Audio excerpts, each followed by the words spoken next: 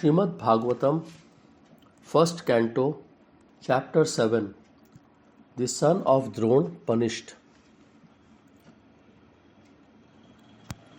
Rishi Saunak asked, O Sut, the great and transcendently powerful Vyasdev heard everything from Shri Narad Muni. So after Narad's departure, what did Vyasdev do? Shri Sut said, on the western bank of the river Saraswati, which is intimately related with the Vedas, there is cottage for meditation at Samya Prash, which enlivens the transcendental activities of the sages. In that place, Shri Vyasdev, in his own ashram, which was surrounded by berry trees, sat down to meditate after touching water for purification. Thus he fixed his mind perfectly, engaging it by linking it in devotional service, that is Bhakti Yoga, without any tinge of materialism, and thus he saw the absolute personality of God along with his external energy, which was under full control. Due to this external energy, the living entity, although transcendental to three modes of material nature, thinks himself as a material product and thus undergoes the reactions of material miseries. The material miseries of the living entity, which are superfluous to him, can be directly mitigated by the linking process of devotional service. But the mass of people do not know this, and therefore the learned Vyasdev compiled this Vedic literature, which is in relation to the supreme truth. Simply by giving oral reception to this Vedic literature, the feeling for loving devotional service to Lord Krishna, the Supreme Personality of God, sprouts up at once to extinguish the fire of lamentation, illusion, and fearfulness. The great sage Vyasdev, after compiling the Srimad Bhagvatam and revising it, taught it to his own son, Shri Suta Goswami, who was already engaged in self-realization.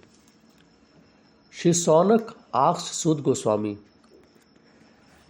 Shri Suta Goswami was already on the path of self-realization, and thus he was pleased with his own self. So why did he take the trouble to undergo the study of such a vast literature?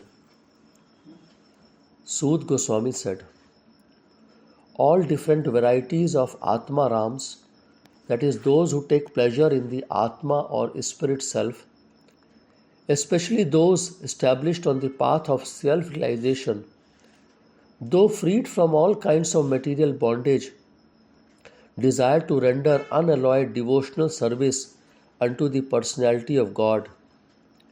This means that the Lord possesses transcendental qualities and therefore can attract everyone, included liberated souls. Shri Suta Goswami, son of Shri Vyasdev, was not only transcendental powerful, he was also very dear to the devotees of the Lord. Thus he underwent the study of this great narration, Srimad Bhagvatam. Suta Goswami thus addressed the rishis headed by Saunak.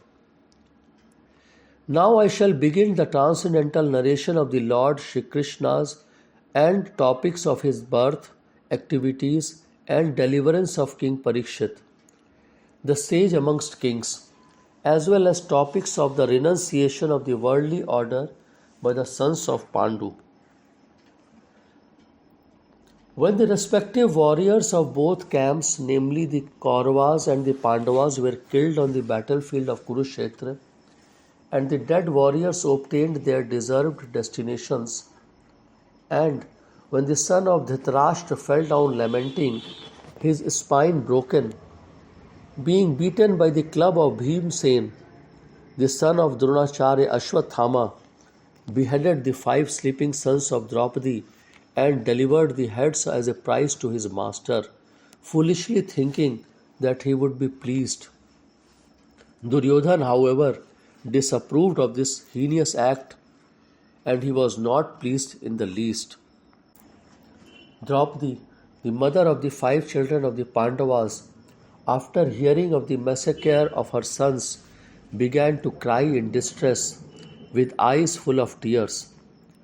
Trying to pacify her in her great loss, Arjun spoke to her thus: O gentle lady, when I present you with the head of that Brahman, after beheading him with arrows from my Gandiv bow, I shall then wipe the tears from your eyes and pacify you. Then, after burning your sons' bodies, you can take bath standing on his head. Arjun, who is guided by the infallible Lord as friend and driver, thus satisfied the dear lady by such statements. Then he dressed in armor and armed with ferocious weapons, and getting into his chariot, he set out to follow Ashwatthama, the son of his martial teacher. Ashwatthama, the murderer of the princess, seeing from a great distance Arjun coming at him with great speed, fled in his chariot, panic stricken, just to save his life, as Brahma fled in fear from Shiva. When the son of Brahman Ashwatthama saw that his horses were tired, he considered that there was no alternative for protection outside of his using the ultimate weapon, the Brahmastra, that is the nuclear weapon. Since his life was in danger, he touched water in sanctity and concentrated upon the chanting of the hymns for throwing nuclear weapons, although he did not know how to withdraw such weapons. Thereupon, a glaring light spread in all directions.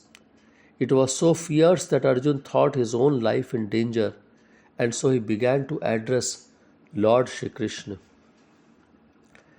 Arjun said, O my Lord Shri Krishna, you are the Almighty Personality of God. There is no limit to your different energies. Therefore, only you are competent to instill fearlessness in the hearts of your devotees.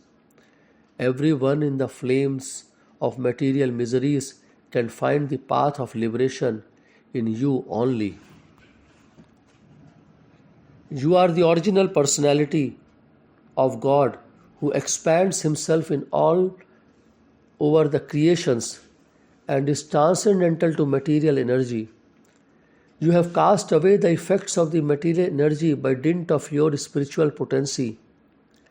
You are always situated in eternal bliss and transcendental knowledge. And yet, though you are beyond the purview of the material energy, you execute the 4 principles of liberation, characterized by religion and so on, for the ultimate good of the conditioned souls. Thus you descend as an incarnation to remove the burden of the world and to benefit your friends, especially those who are your exclusive devotees and are constantly wrapped in meditation upon you. O Lord of Lords, how is it that this dangerous effulgence is spreading all around? Where does it come from? I do not understand it. The Supreme Personality of God said, Know from me that this is the act of the son of Drona. He has thrown the hymns of nuclear energy Brahmastra, and he does not know how to retract the glare. He has helplessly done this, being afraid of imminent death. O Arjun, only any other Brahmastra can counteract this weapon. Since you are expert in the military science, subdue this weapon's glare with the power of your own weapon. Shri Suta Goswami said, Hearing this from the personality of God, Arjun touched water for purification, and after circumambulating Lord Shri Krishna, he cast his Brahmastra weapon to counteract the other one. When the rays of 2 Brahmastra combined, a great circle of fire, like the disk of the sun, covered all outer space, and the whole firmament of planets. All the population of the three worlds was scorched by the combined heat of the weapons. Everyone was reminded of the Samvartak fire which takes place at the time of annihilation. Thus, seeing the disturbance of the general populace and the imminent destruction of the planets, Arjuna at once retracted both Brahmastra weapons as Lord Shri Krishna desired. Arjuna, his eyes blazing in anger like two red balls of copper, dexterously arrested the son of Gautami and bound him with ropes like an animal. After binding Ashwatthama, Arjuna wanted to take him to the military camp. The personality of Godhead, Shri Krishna, looking on with his lotus eyes, spoke to Arjuna in an angry mood. Lord Shri Krishna said, "O Arjuna, you should not show mercy by releasing this relative of Brahman, that is Brahma Bandhu, for he has killed innocent boys in their sleep. A person who knows the principles of religion does not kill an enemy who is careless, intoxicated, insane, asleep, afraid, or defied of his chariot, nor does it kill a boy, a woman, a foolish creature, or a surrendered soul. A cruel and wretched person who maintains his existence at the cost of others' lives deserves to be killed for his own well-being, otherwise he will go down by his own actions. Furthermore, I have personally heard you promise Draupadi that you would bring forth the head of the killer of her sons. This man is an assassin and murderer of your own family members. Not only that, but he has also dissatisfied his master. He is but the burnt remnant of his family. Kill him immediately." Suta Goswami said, although Krishna, who was examining Arjuna in religion, encouraged Arjuna to kill the son of Dronacharya, Arjuna, a great soul, did not like the idea of killing him, although Ashwatthama was a heinous murderer of Arjuna's family members. After reaching his own camp, Arjuna, along with his dear friend and charioteer, Shri Krishna, entrusted the murderer unto his dear wife, who was lamenting for her murdered sons. Shri Suta Goswami said, Draupadi then saw Ashwatthama, who was bound with ropes like an animal, and silent for having enacted the most inglorious murder. Due to her female nature and due to her being naturally good and well behaved, she showed him due respects as Brahman. She could not tolerate Ashwatthama being bound by ropes, and being a devoted lady, she said, release him, for he is Brahman, our spiritual master. It was by Dronacharya's mercy that you learned the military art of throwing arrows and the confidential art of controlling weapons. He, the Dronacharya, is certainly still existing, being represented by his son. His wife Kripi did not undergo a sati with him because she had a son. O most fortunate one who know the principles of religion, it is not good for you to cause grief to glorious family members who are always respectable and worshipful. My lord, do not make wife of Dronacharya cry like me. I am aggrieved for the death of my sons. She need not cry constantly like me. If the kingly administrative order, being unrestricted in sense control, offends the Brahman order and enrages them, then the fire of that rage burns up the whole body of the royal family and brings grief upon them all.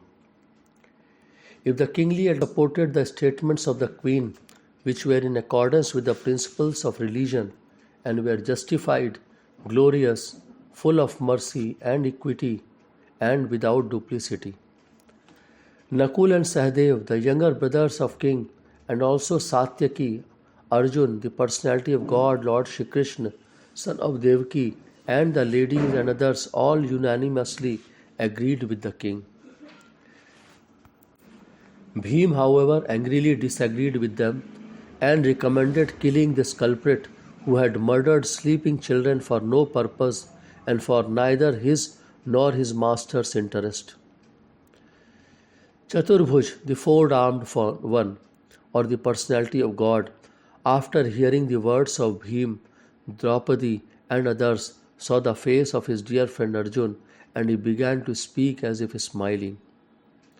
The personality of God, Shri Krishna said, "A friend of a Brahman is not to be killed, but if he is an aggressor, he must be killed.